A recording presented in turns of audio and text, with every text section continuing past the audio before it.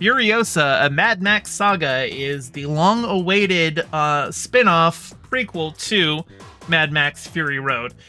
I know some people were butthurt that it wasn't really a Mad Max movie because Mad Max isn't in it, but you're wrong. He is in the movie for like 2 seconds. You can see him looking over a cliff at Furiosa driving somewhere.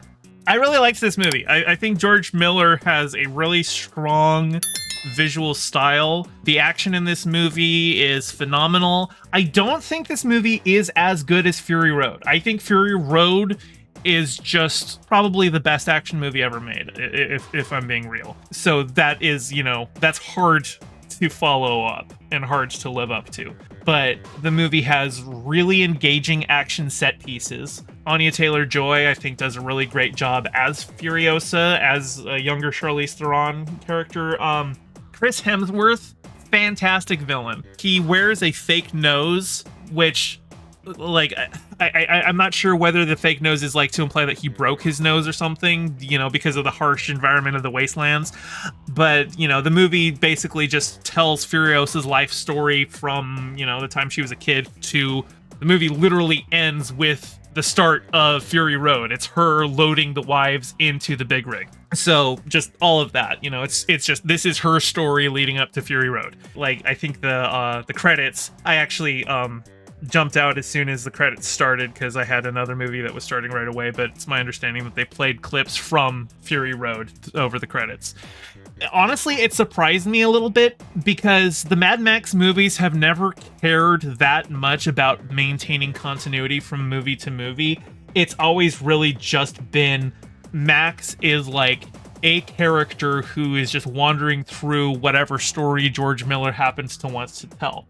But this movie very much is like, yeah, we want to respect the canon of Fury Road, and so a bunch of the characters that you meet in Fury Road are in Furiosa. So we've got Immortan Joe and his whole thing with, the War Boys and Bullet Town and Gas Town and all of that. So like that whole area, it just is building up more of, here are the politics and the trading going on between the different cities and how they deal with like coups and stuff like that. The central, point of the movie is Furiosa seeking revenge on Chris Hemsworth character, whose name in the movie I forget, so I'm looking it up right now. Dementus is his name. Yeah, that's the central thing, is her seeking revenge against Dementus for, kidnapping her as a child. And I think Chris Hemsworth does a phenomenal job playing this villain, and he plays him kind of as a pathetic guy who's like really trying to punch above his weight level, and shows like his own failures and successes independent of anything to do with Furiosa. But a lot of the movie is just him constantly biting off more than he can chew. I like that. I don't like to see, like, Immortan Joe in Fury Road was far more of just a, all-consuming oppressive force who had absolute control of his city, right? And that is not Dementus at all. So it's a very different kind of a villain, but very much, like the Mad Max movies are all about, here is the apocalypse, here's the kind of weird little guys that you get in the apocalypse. And like, there's a character called the History Man, who's basically a mentat. I'm sitting here watching a movie in which people are warring in the desert over a scarce resource, and there is a guy whose job it is to just have all of the knowledge. Like, his body is covered in tattoos that are basically just pages of encyclopedias tattooed on him, and they just ask him to like recall data and stuff like that. So he's straight up a mentat from Dune, but in the Mad Max universe. I really like it. The great world building, great story, great revenge story, especially the end. Her actually like seeking out revenge, because like the movie tries to make the point that like getting revenge doesn't actually like fix your life. It doesn't actually like improve anything. And after you've got revenge, your life still continues, and you have to figure out what it is that you're going to do with it. And all of this is basically explicitly stated by the villain of the film, doing a fantastic speech. Like, Chris Hemsworth is a delight in this movie. I really like Chris Hemsworth as an actor. I think he does great work. I think, honestly, of all of the Chris's, I kind of feel like he's the best one. I highly recommend this movie.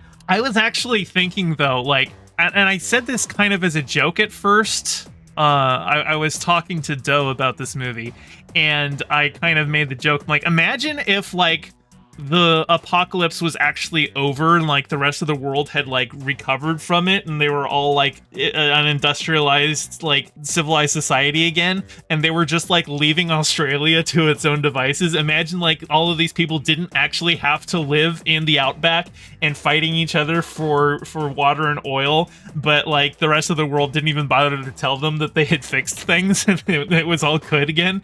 Like, imagine they're just like, nah, Australia, we're just gonna leave them on their devices. But then I thought, wait, what if we did that, like, not as a joke?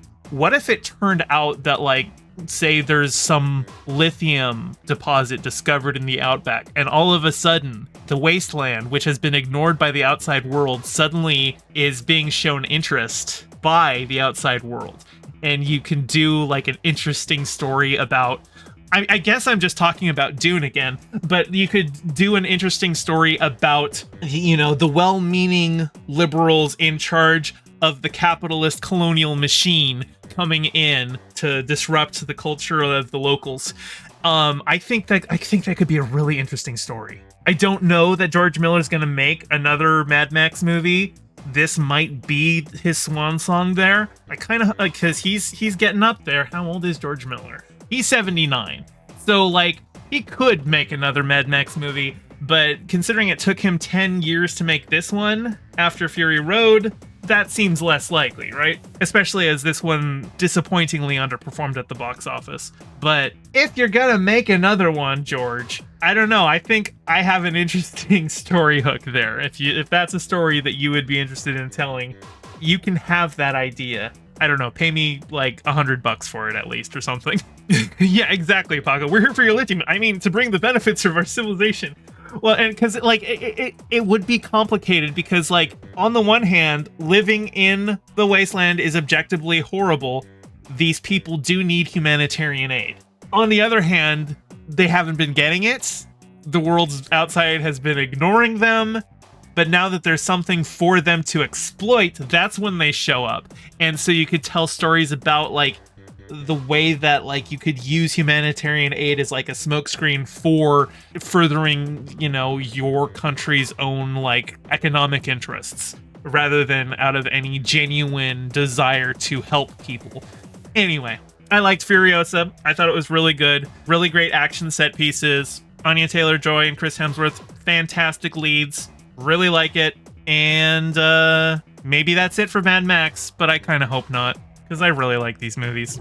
Hey, thanks for watching. Your view means a lot. Don't forget to toss me a like and subscribe and ring the bell, and drop a comment below telling me what you thought of the video. I stream Mondays and Fridays at 5 p.m. Pacific, so catch me live and join in on the convo. You can find all my socials in the description below, and thank you to all my patrons, with a very special shout out to my Whale Shark tier patrons Ms. Milena and Hella Vetrum, and my Anemone Friend tier patron Piptal Cakes. Your support means the world. Catch you next time.